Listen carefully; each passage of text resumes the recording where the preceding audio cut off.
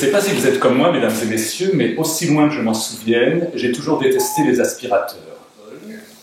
Le prorata des parties dures et des parties molles dans la circulation interne des différents types de poussière, consécutive à l'impact hétérodispersant de l'interface de friction dynamique, très important, mais hélas, souvent méconnu, au regard relativement inexpressif de la viscosité résiduelle des tapis carrelage bois stratifié lino-moquette, plus la température de l'air, plus le bilan carbone qui va avec, plus les conséquences encore mal connues du réchauffement climatique et de l'élection de Donald Trump, ainsi d'ailleurs que celle d'Emmanuel Macron, sur le différentiel de sédimentation flocculante des particules fines, plus vous l'aurez deviné l'âge du capitaine, plus son taux d'alcoolémie à jeun le matin, plus, et encore plus, et toujours plus, et d'accord.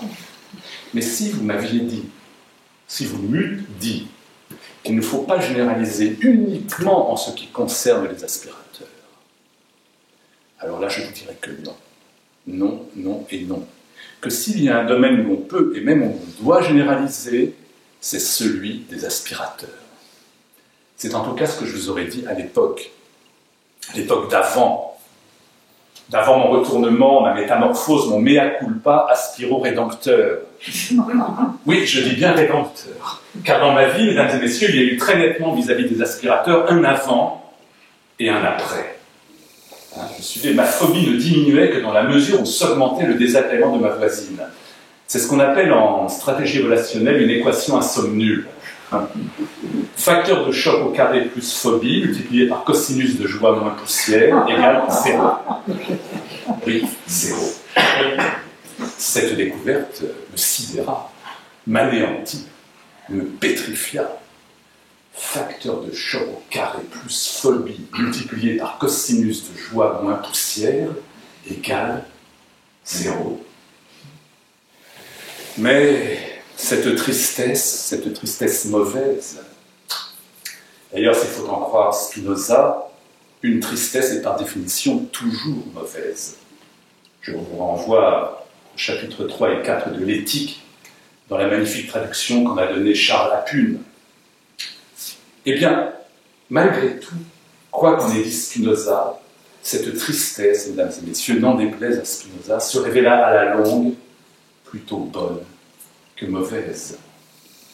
Ma main qui tenait l'aspirateur devenait alors à mes yeux le prolongement conscient et assumé, l'avatar, si vous voulez, de la main invisible d'Adam Smith, le père fondateur du libéralisme. La main, la fameuse main invisible d'Adam Smith, qui faisait de la somme de tous les égoïsmes, même les plus atroces, même les plus mesquins, même les plus minables, un chemin détourné, mais néanmoins inéluctable, vers le progrès. Les réformateurs de tout poil, si vous voyez ce que je veux dire. Vous voyez ce que je veux dire?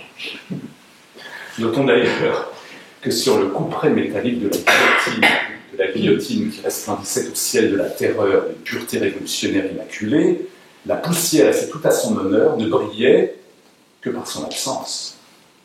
Aucun historien sérieux n'a jamais pu déceler le moindre atome, le moindre soupçon d'atome de poussière sur le moindre couperet de guillotine révolutionnaire.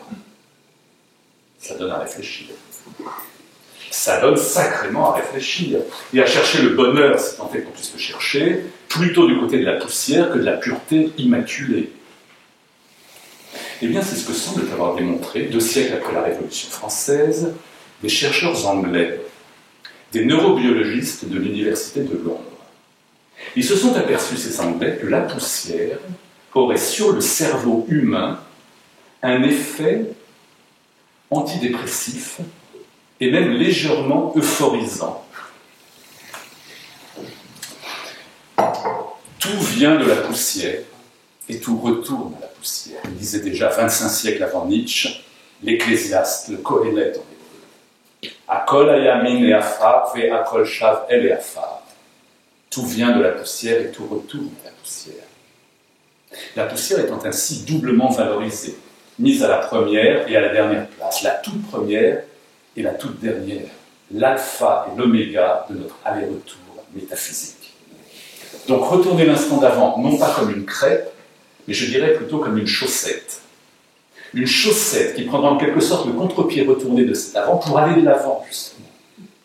Vous me suivez? Vous la suivez, la chaussette, dans son élan, en allant vers l'avant. Chaque instant est un retournement, mais on ne le remarque pas. Et c'est tant mieux. Tant mieux, sinon on aurait le retournis avec tous ces instants retournés. Pour que nous prenions conscience d'un retournement, il va falloir qu'il se dilate. Qu'un événement, un imprévu, un accès de phobie, une crise d'aspirophobie, nous conduisent à l'observer de près, à la loupe, au microscope. Nous transforment en maniaques de l'instant, en obsédés de l'impalpable, en jardiniers du grain de poussière, en amoureux du moins que rien, en exégètes même à toutes fins utiles et inutiles, du fin fond, du fin, du fin. Car c'est ici, mesdames et messieurs, au fin fond du fin et nulle part ailleurs, que nous pourrons peut-être, je dis bien peut-être, saisir le retournement dans l'être là au devant de soi, dirait Heidegger. Das vor sich selbst Dasein. L'être là au devant de soi, jaillissant de l'impondérable immanent, mais cependant non noué de son élan rotationnel. Là encore, ça invite à réfléchir. Et à distinguer le retournement authentique, qui est nous de voir le retournement de l'être, du retournement inauthentique, du retournement opportuniste ou politique, qui n'est retournement que du paraître. Autrement dit, retournement de veste. Quant aux dernières élections, on a pris une veste. Pour se faire élire aux prochaines, on retourne sa veste. Conclusion, mesdames et messieurs, my tailor is rich. Ou si vous préférez, pour parler comme Heidegger, mein Schneider ist reich. Alors, je vais prendre un exemple concret. Je vais prendre l'exemple d'une miette. Vous êtes d'accord avec moi, il n'y a rien de plus concret qu'une miette.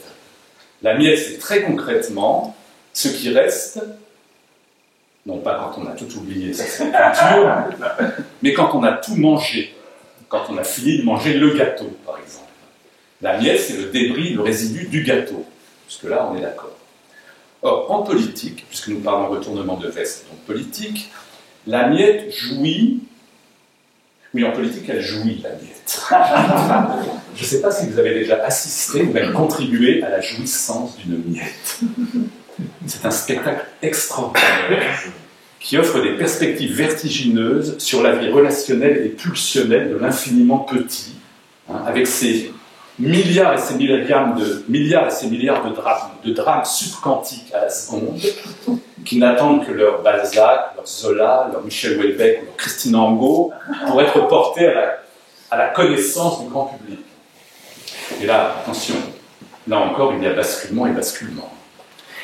Il y a le basculement, comment dire, inauthentique, superficiel, où l'on ne bascule que du pareil au même, pour ainsi dire à l'horizontale.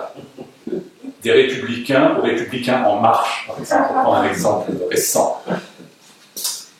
Et puis, il y a le basculement authentique, où là, on plonge vraiment à la verticale, et une bonne fois pour toutes, soit vers le bas, soit vers le haut. Le summum, le fin du fin, quand bien évidemment, on plongeait vers le haut, même si ça a l'air a priori paradoxal.